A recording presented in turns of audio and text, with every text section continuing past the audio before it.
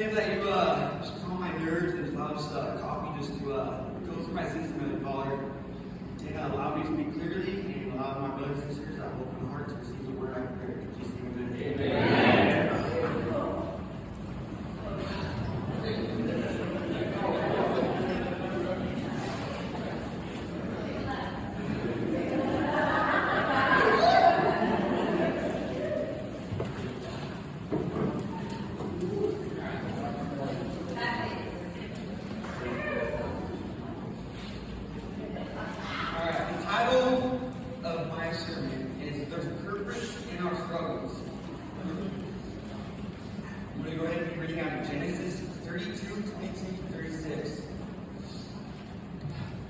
That night, Jacob got up, took his 2 wives, his 2 female servants, and his 11 sons, and crossed the ford of the Jabbok.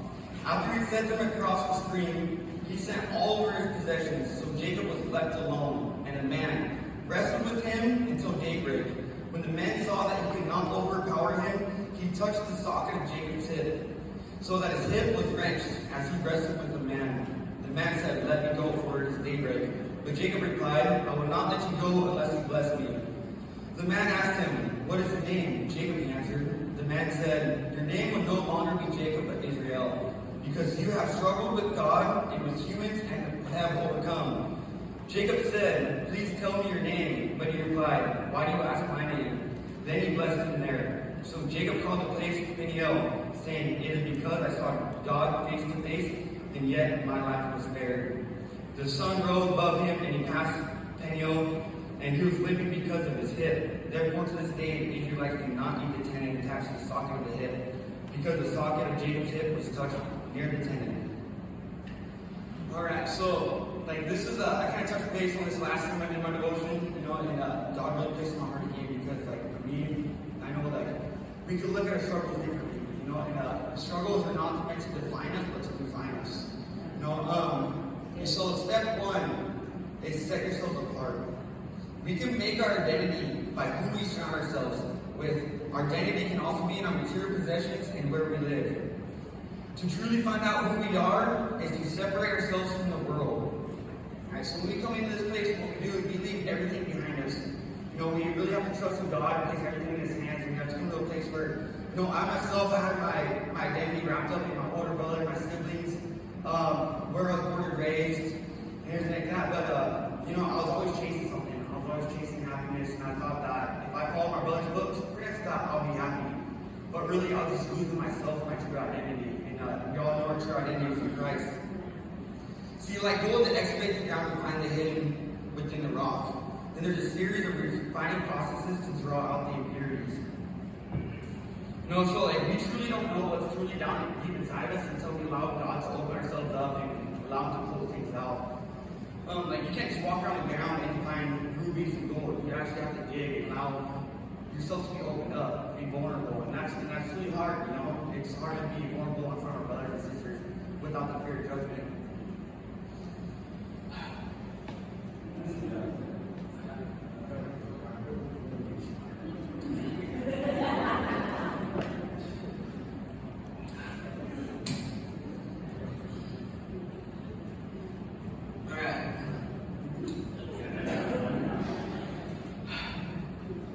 Step 2.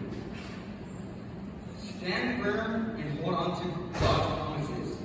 We know all the scripture, Joshua 9, how to not command you to be strong and courageous, to not be afraid, and not to search for the Lord God will be with you wherever you go.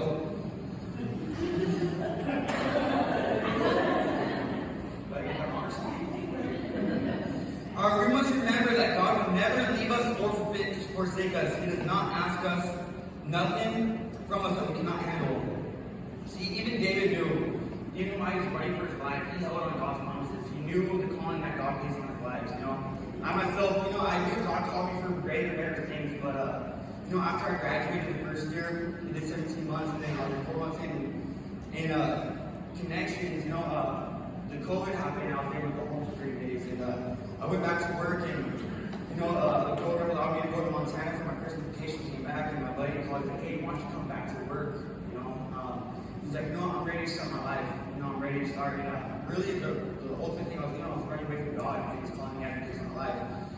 Honestly, after 7 days, I packed my bag January 1st, and then 7 days later, I was back in county jail for DUI.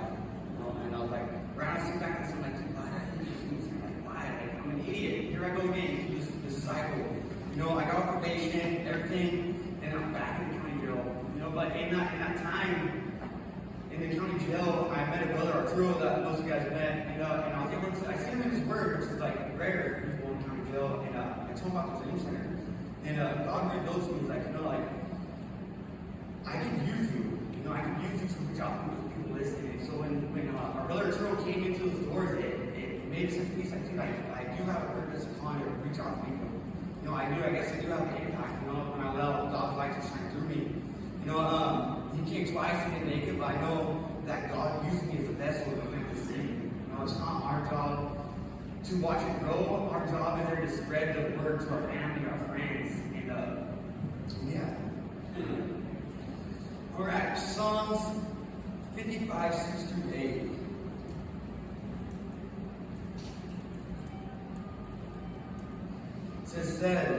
I said, oh, that I had wings like a dove, I would fly away and be at rest.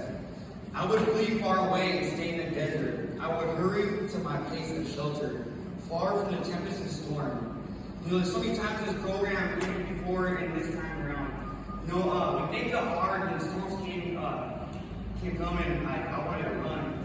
I was so bitter, I was so angry, like why did I have to do this again? It's supposed to be easier this time, but it really wasn't. God's still digging, He's still excavating more dirt to bring out the refining process. So it really takes stand firm.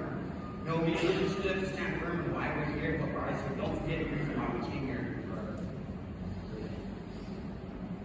You see, sometimes we can think we can run from our problems instead of facing them.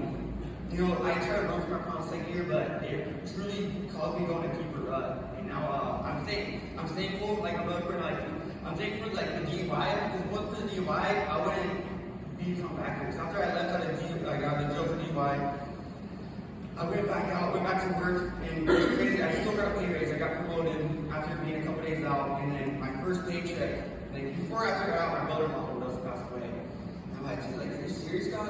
This again? I've been seriously, no joke, so many deaths of my family, close friends. It's unbelievable. And I'm like, are you serious? But I always go back to the same thing that took their lives, which is insanity. I can't do the same thing, expecting a different result. Where's that? But so when you run for your problems, you really do, it just leaves a mess right behind you. One thing that Sandy told me in the van on the way back from church one day, I was talking about, just feeling down on myself, and she said that failure just means that you're trying. And once you get that perspective, when you're trying and you fail, don't be hard on yourself, because that means you're still trying. Garth Brooks also has a song called Standing Outside the Fire. We all like country. So we won't truly get refined, we won't allow the process to work within us unless we actually walk into the furnace and walk into the fire and allow God to pull out the things that He's taught us to do. Alright, step 3, walk it out. Our transformation should be evident to those around us. Jesus didn't bring us from freedom of our bondage that once had its bond just so we could go back to it. When we move on the next chapter of our life, remember to keep God at our foundation.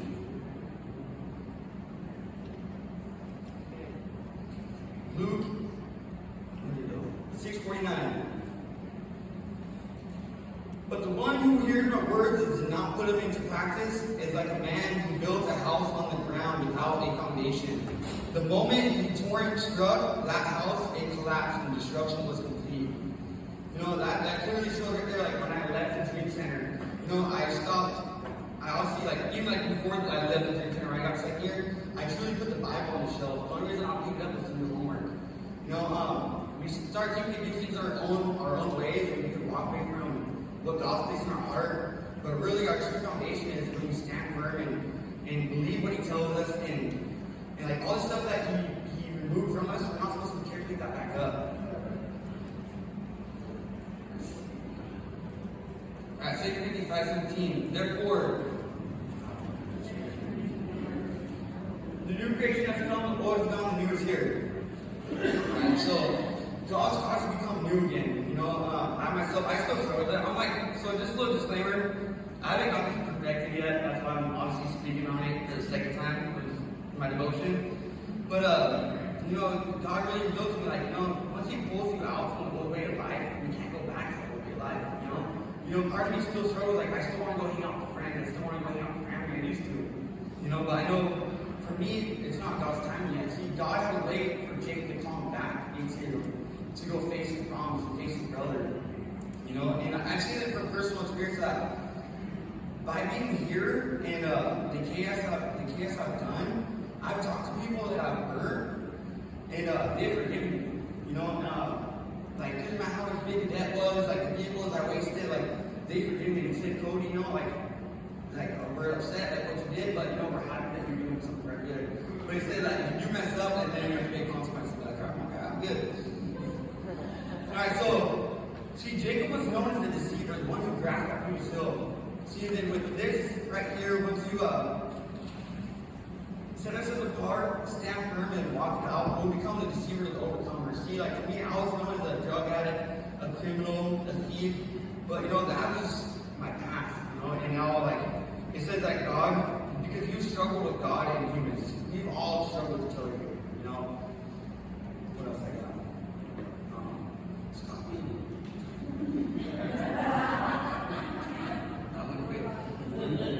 But yeah, so I just encourage you guys to push through the storms. You know, one thing my sister told me, I told some brother to come into the intake is, don't make a lifetime decision on temporary